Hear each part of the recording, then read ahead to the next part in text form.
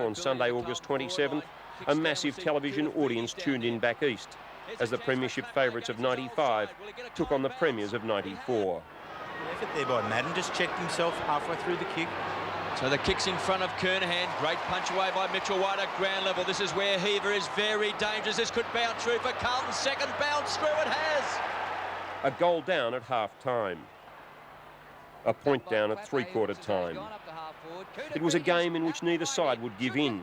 Many rated it the best of the season. It's close. I think he's kicked it anyway. So the indication is, even though the surface is brand new, they've got to throw it up because the ball really doesn't bounce. We see a quick snap. That's by Camporelli. Chance for Simmons.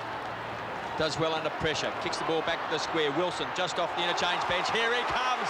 Matera paddles the ball along in front. Kick a goal. Will it bounce through? Sensational play, Peter Matera. Umpire coach comes in and will ball it up. 4 1/4 minutes to three-quarter time, and the margin's 7 points in favour of the Eagles. Kernahan, a big climb again, knocks it goalwards. Whitehead, ball out in front. Spalding, Whitehead went past. Snap, goal! Point the difference. Centre of the ground, chance for Spalding. Could be a turnover for Carlton. Bradley. Rice. He's going to kick a goal. No more than 2 kicks separated the sides the whole day. Williams was a standout in Carlton's dramatic 1-point win. It would be his clash with Eagle Chris Lewis that would dominate the headlines and newscasts in the weeks to come. Williams left his Essendon home early this morning to meet Carlton officials before the interstate hookup. After 3.5 hours behind closed doors at what was supposed to be a confidential location, Williams read a prepared statement saying he was sorry. I unreservedly apologise to Chris Lewis and the Aboriginal community if any of the remarks he attributes to me caused him the slightest concern or distress. I admit to being frustrated and under pressure, but cannot precisely recall the exact words that were exchanged. Chris Lewis had demanded a public apology from Williams.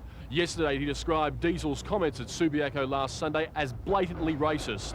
But today, after 3.5 hours of private mediation, he decided not to pursue the matter any further. Lewis complained Williams had racially abused him during the second quarter of last Sunday's game in Perth. It's understood he was deeply distressed by Diesel's comments. Chris Lewis is one of the great footballers in the AFL competition and certainly deserves everyone's respect, as does our former Carlton champion, Sid Jackson, who I know would be disappointed if I had lost my cool.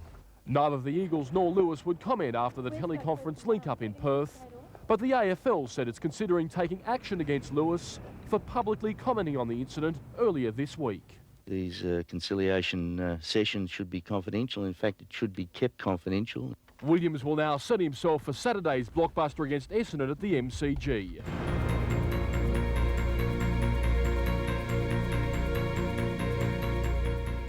With the Williams case behind the club, the Blues were looking to beat Essendon and become the first team to ever win 20 home and away matches in a season.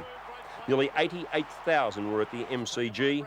They saw an injury-depleted Essendon lose touch in the second term. It's the deck, well played Earl Spalding. On the Kernahan, he tries to beat 2 players, he can't do so. Great play Spalding, grabs it, bends it back, a terrific goal by number 11. Spalding was again in good touch up forward. Pearce and Williams likewise. Danger here, running onto the ball was Hogg. Here's Greg Williams, he's got it. Kicks a goal, Greg Williams, a brilliant goal from the boundary line. Nearly 886,000 had seen the Blues' 1995 home and away campaign. The massive MCG crowd saw them create their own little piece of history this day. The 41-point win left them 4 matches clear in top spot. 13 straight wins in the latter half of the season. The only problem was that Greg Williams was back in trouble, this time for allegedly using abusive language to field umpire Darren Goldspink. He was back at the tribunal. After last week's controversy over those alleged racial taunts, Greg Williams was back at the teleconference centre tonight, but this time to answer a charge of misconduct resulting from Saturday's game at the MCG. It's this incident that has Williams in hot water. Essendon's Ben Doolan was awarded the free kick for Williams holding the ball, and Diesel then remonstrated with field umpire Darren Goldspink.